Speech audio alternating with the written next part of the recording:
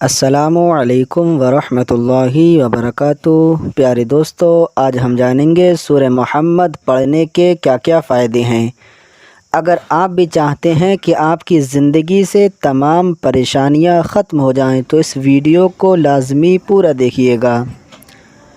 کیونکہ قرآن پاک ایسی بابرکت کتاب ہے کہ جس کا پڑھنا، دیکھنا، سننا سب عبادت ہے۔ اللہ پاک قرآن پاک کی پڑھنے کی برکت سے انسان کو بے شمار پریشانیوں سے چھٹکارا مل جاتا ہے۔ اللہ پاک انسان کی بے شمار پریشانیوں کو دور فرما دیتا ہے۔ دوستو، سورہ محمد ایسی بابرکت سورت ہے کہ اگر انسان اسے پڑھنے کا معمول بنا لے، عادت بنا لے، تو انشاءاللہ عز و جل وہ اس سورت کے پڑھنے کی برکت سے بے شمار پریشانیوں سے نجات پا جائے گا۔ اگر کوئی شخص روزانہ سورہ محمد کو پڑھ لیتا ہے تو اللہ پاک اس سے راضی ہو جاتا ہے، اور جس سے رب تعالی راضی ہو جاتا ہے تو اس کی تمام پریشانیاں دور ہو جاتی ہیں۔ اگر آپ پریشان حال رہتے ہیں، کاروبار میں بے برکتی ہے،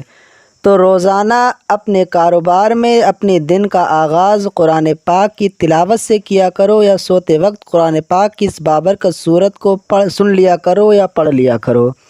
انشاءاللہ عز و جل آپ اس کا فائدہ خود دیکھیں گے کہ آپ کو قرآن پاک کے پڑھنے کی برکت سے بے شمار فائدے ہونے لگیں گے۔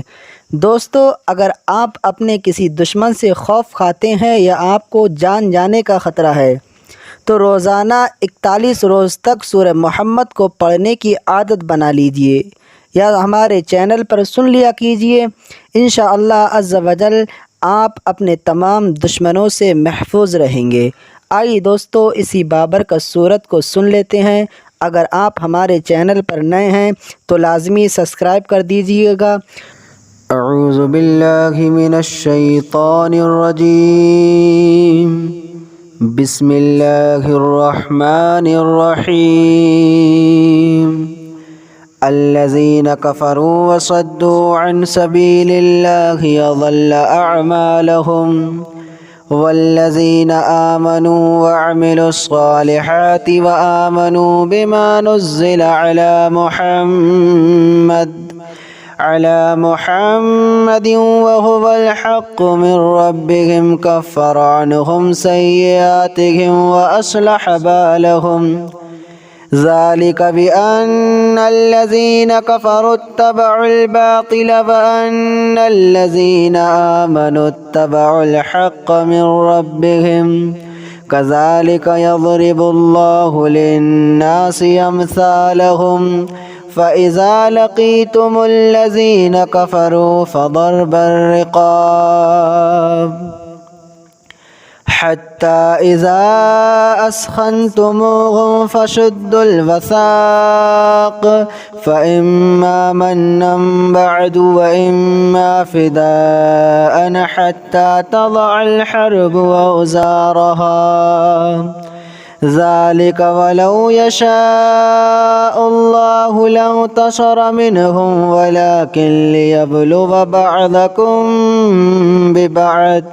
والذين قتلوا في سبيل الله فلن يضل أعمالهم، سيهديهم ويصلح بالهم ويدخلهم الجنة عرفها لهم، يا أيها الذين آمنوا إن تنصروا الله ينصركم ويثبت أقدامكم، والذين كفروا فتعسا لهم وأضل أعمالهم،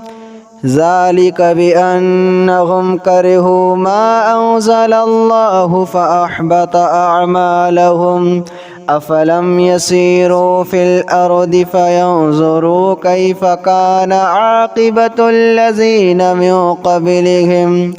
دمر الله عليهم وللكافرين أمثالها، ذلك بأن الله مولى الذين آمنوا وأن الكافرين لا مولى لهم۔ إن الله يدخل الذين آمنوا وعملوا الصالحات جنات تجري من تحتها الأنهار والذين كفروا يتمتعون ويأكلون كما تأكل الأنعام والنار مثوى لهم وكأي من قرية هي أشد قوة من قريتك التي أخرجتك أهلكناهم فلا ناصر لهم أفمن كان على بينة من ربه كمن زين لهم سوء عمله واتبعوا أهواءهم مثل الجنة التي وعد المتقون فيها أنهار من ماء غير ياس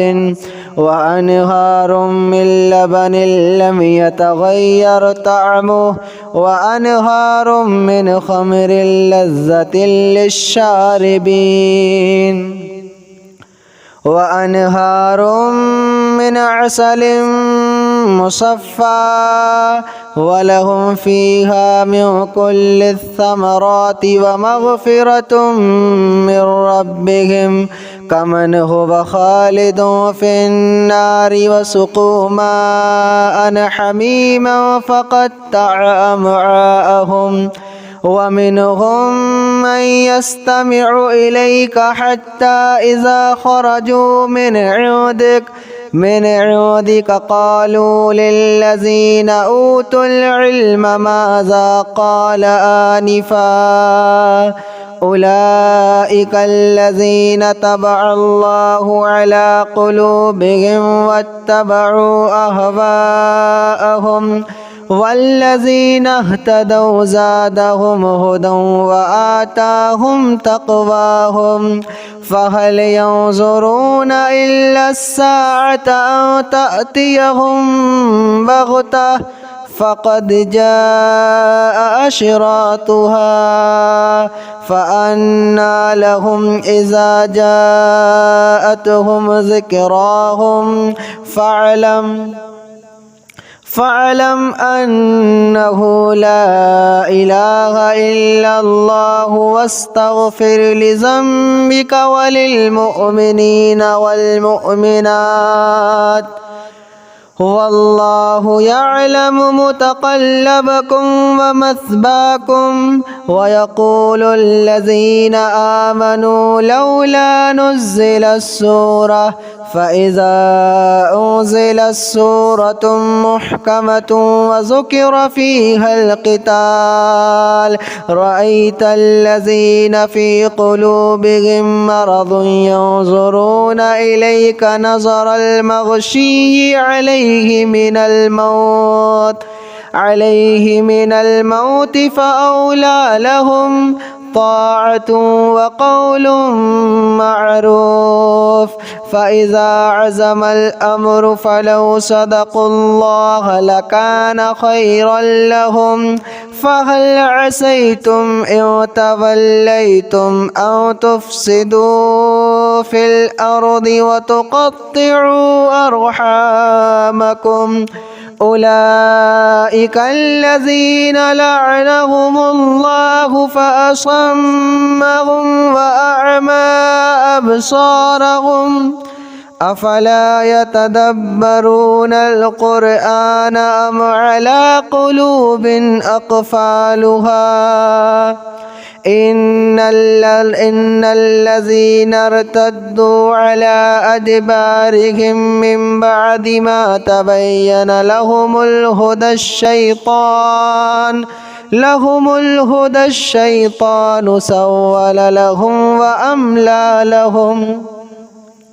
ذلك بأنهم قالوا للذين كرهوا ما نزل الله سنطيعكم في بعض الأمر والله يعلم إسرارهم فكيف إذا توفتهم الملائكة يضربون وجوههم وأدبارهم ذلك بأنهم اتبعوا ما أسخط الله وكرهوا رضوانه فأحبط أعمالهم أم حسب الذين في قلوبهم مرض أن لن يخرج الله أضغانهم ولو نشاء لأريناكهم فلعرفتهم بسيماهم ولتعرفنهم في لحن القول والله يعلم أعمالكم ولنبلونكم حتى نعلم المجاهدين منكم والصابرين ونبلو أخباركم إن الذين كفروا وصدوا عن سبيل الله